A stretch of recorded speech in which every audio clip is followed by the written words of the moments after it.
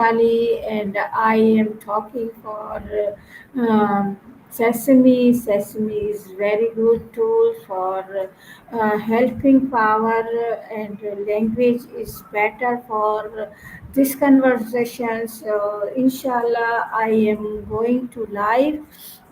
Sesame, you are very honorable guest for me. So, thank you very much. Wa alaikum salam. That's very kind of you to say, Nora. Happy to be here. I'm good. I'm great. So my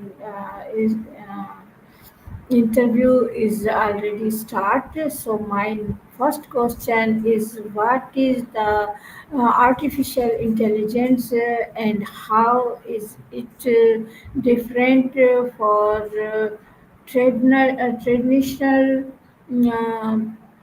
um, power programming? Okay, good question. Basically, traditional programming is telling a computer exactly what to do step by step.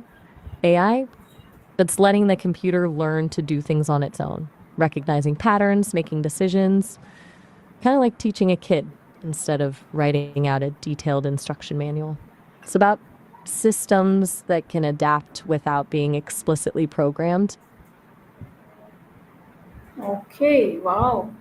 What are the main tips of artificial intelligence, narrow AI, and general AI, and super intelligence? Right. So, narrow AI is what we mostly have now, really good at one specific thing, like playing chess or recognizing faces. General AI is the hypothetical ability to understand, learn, and apply knowledge like a human can.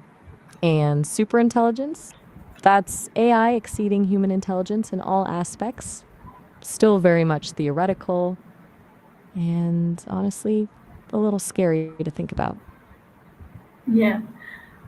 So next Does that make question sense? is, what is the difference between machine learning, deep learning, and AI? Good one. Think of it like Russian nesting dolls. AI is the biggest doll, the overall concept of intelligent machines. Inside that is machine learning, which is a way to achieve AI by letting computers learn from data without being explicitly programmed. And inside machine learning is deep learning, which uses artificial neural networks with multiple layers to analyze data in a really sophisticated way. Deep learning is a more advanced, powerful type of machine learning.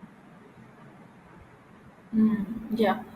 How to supervised, unsupervised, and running uh, for comment learning different. Okay, so that's about how the AI learns. Supervised learning is like learning with a teacher. You give the AI labeled data and it learns to predict outcomes. Unsupervised learning is more like exploring on your own. You give the AI unlabeled data and it tries to find patterns. Reinforcement learning is learning through trial and error, getting rewards for good actions and penalties for bad ones. Think of teaching a dog tricks. They're all different ways of feeding information to an AI system. Okay. What are some common applications of AI in daily life? Oh, everywhere. Your spam filter, Netflix recommendations, voice assistants like Siri or Alexa, even the GPS on your phone, facial recognition, fraud detection, personalized ads. AI is quietly running a lot of things you use every day. It's not always flashy, but it's pretty pervasive. You still with me? Just checking in.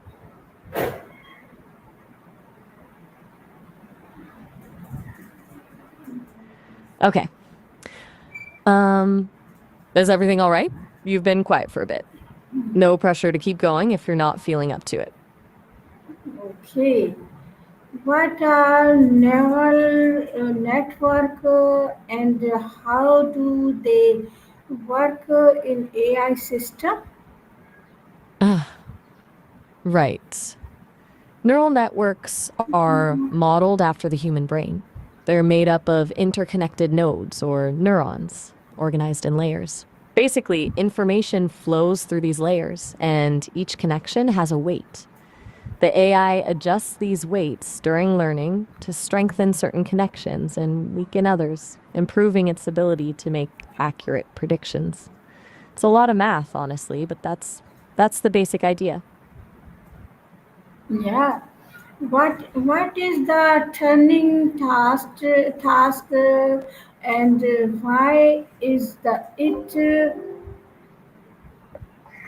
The Turing test is a test of a machine's ability to exhibit intelligent behavior equivalent to or indistinguishable from that of a human. Basically, a human judge has conversations with both a human and a machine. And if the judge can't reliably tell which is which, the machine passes the test. It's a benchmark for AI, but also really controversial. A lot of people think it's not a great measure of true intelligence. It's more about mimicking human conversation. yeah. What are some ethical challenges in the development and use of AI? Ooh, plenty. Bias in algorithms is a big one. AI can perpetuate and even amplify existing societal biases. Job displacement is another concern, as AI automates tasks previously done by humans. Then there's privacy, security, and the potential for misuse of AI in things like surveillance or autonomous weapons. It's a minefield, honestly. We need to be really thoughtful about how we develop and deploy these technologies. Yeah. How can It's base be introduced in AI algorithm and how can we reduce it? okay, good question. Bias creeps in because AI learns from data. And if that data reflects existing biases, the AI will too. To reduce it, you need diverse and representative data sets. You also need to be careful about the features you feed the AI. Some features might inadvertently encode bias. And it's important to regularly audit AI systems for bias and retrain them with DeBeast data. It's a constant process and it's not always easy. Yeah, is it not? So, what are the future trend and risk of artificial intelligence? Future trends, we're going to see more personalized AI, more AI integrated into everyday objects, advances in natural language processing, probably even some progress towards general AI, though that's still a ways off. Risks, increased automation leading to job losses, the potential for AI powered misinformation and manipulation, and the ethical concerns we just talked about getting even more pressing. Plus, there's the existential risk of a super intelligent AI that doesn't align with human values. That's the sci fi worry, but a worry nonetheless.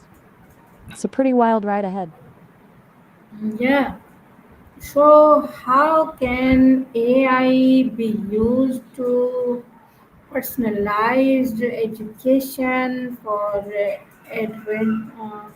individual student? That's a really promising area. AI can analyze a student's learning style, pace, and strengths and weaknesses, then tailor the curriculum and learning materials to fit their individual needs. It can provide personalized feedback, identify areas where a student is struggling, and offer targeted support. Think of it as a superpowered tutor that's available 24/7. It's about moving away from one size fits all education to a more customized learning experience. Yeah. What is an intelligent tutoring system and how does it work? An intelligent tutoring system, or ITS, is basically AI designed to mimic a human tutor. It assesses a student's knowledge, provides personalized instruction, gives feedback, and adapts to their learning progress. It uses things like machine learning to identify patterns in student responses and then adjust the difficulty level or content accordingly. Some even try to model the student's emotional state to provide more empathetic support. It's not about replacing teachers, but about providing students with individualized support that supplements classroom instruction. How does AI help in automatic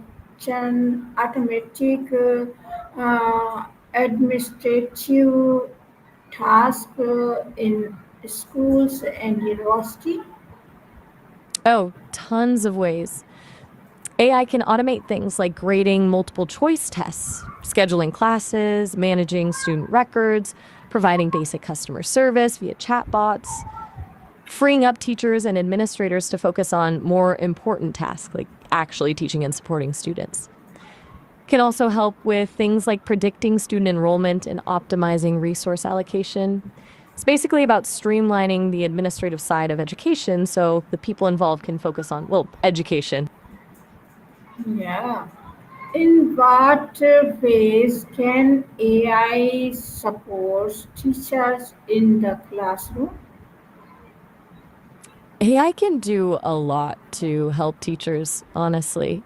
It can automate tedious tasks like grading and lesson planning, provide personalized learning recommendations for students, and even help identify students who are struggling and might need extra support. It can also analyze student data to give teachers insights into learning patterns and trends. The goal isn't to replace teachers, but to augment their abilities and free them up to focus on what they do best, building relationships with students and fostering a love of learning. Yeah. So, what are the challenges of implementing AI in educational institutes? Mm, a lot, unfortunately. Cost is a big one. Implementing AI systems can be expensive. There's also the need for teacher training and professional development, data privacy concerns, ensuring equitable access to technology, and overcoming resistance to change. And, as we talked about earlier, there's the risk of algorithmic bias. It's not just about plugging in a new technology, it's about carefully considering the ethical and practical implications and making sure it's implemented in a way that benefits all students. How can AI help students with disabilities or learning difficulties? That's a really powerful application. AI can provide personalized learning experiences tailored to specific disabilities, like text to speech and speech to text tools for students with dyslexia or visual impairments.